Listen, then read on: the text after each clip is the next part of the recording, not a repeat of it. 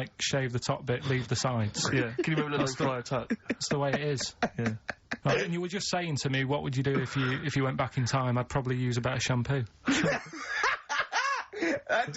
I wish we could tape the conversations we have off air. Yeah. Because, I mean, they are ridiculous. What would you do if you go back in time? And the other stuff we were just talking about is obviously can't talk about. Can I just ask though? Sorry, when did you start to notice it was disappearing? I mean, at what age did it kick in? I worked a lot. You see, you'll be safe. Do you know what I mean? Your hair will stay there, but it's when I used to do a lot of hours, working. And Yeah, you were stressed and things. Yeah. stressed out, and it just went. Well, I'm beginning to understand what stress is like, you know, because I'm not getting messages and stuff like that. But yeah. Yeah. But probably about, I don't know, 24.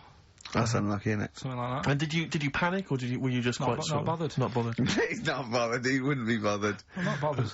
But I don't think, for someone who doesn't care about going bald, or war, or SARS, or anything, you don't have to get stressed on a Saturday between 1 and 3. To be fair, you are worse than all those things. SARS has got nothing on you when you're in the right mood. But why is it alright for women then to, you know, have a wig, but I couldn't have one if I wanted one?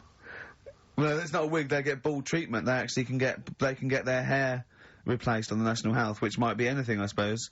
Which might be wigs, which might be transplants. I mean, the only cure for baldness is a transplant, which they literally take, follicles. They can get it down to individual follicles now from the back of your neck, and, you know, it takes a long time.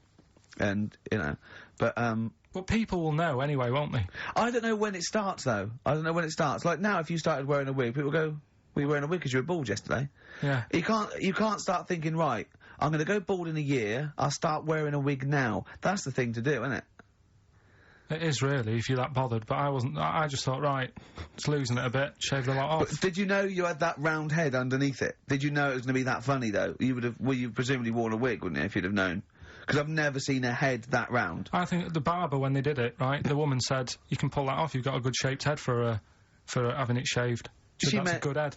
Yeah, she looks like a tennis ball. You look like a tennis ball when you haven't shaved.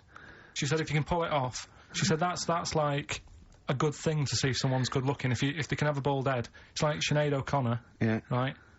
She can pull it off. There's those sort of things. Do you know what I mean? Telly Savalas.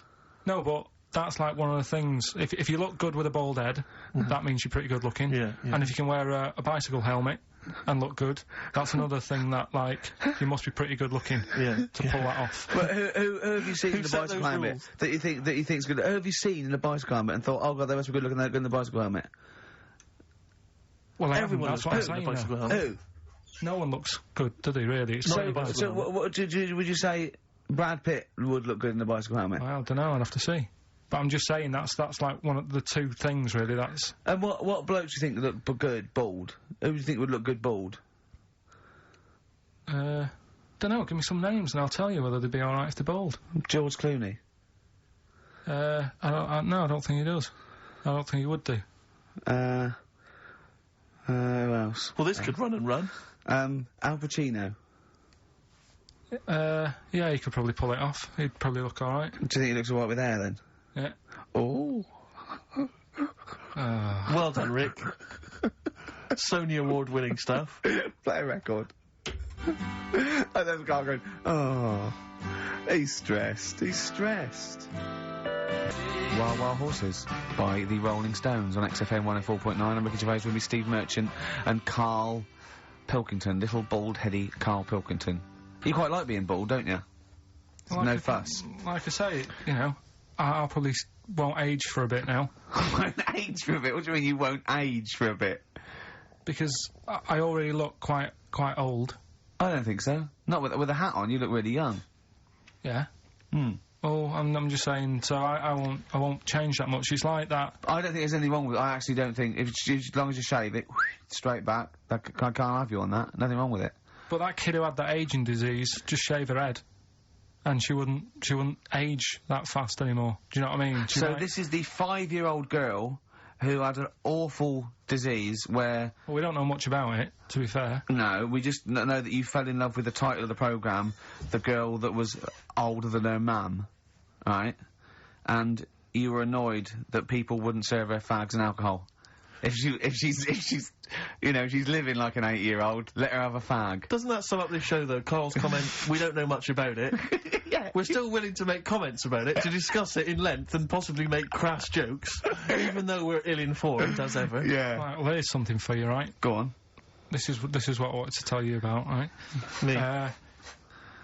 Yeah, face transplants. There's this, there's some kid somewhere, right, who had a bit of an odd-looking face, right? A bit of a what? Bizarre-looking face. Yeah. And, there's a doctor somewhere who said I can sort that out for you, right? Sure. And basically what they do is they've got to get a face off a dead person. Right. Sorry. Just in this documentary you saw, No, did this documentary feature, say, John Travolta and Nicolas Cage? was it that documentary you saw? All right, listen, you see. Go on.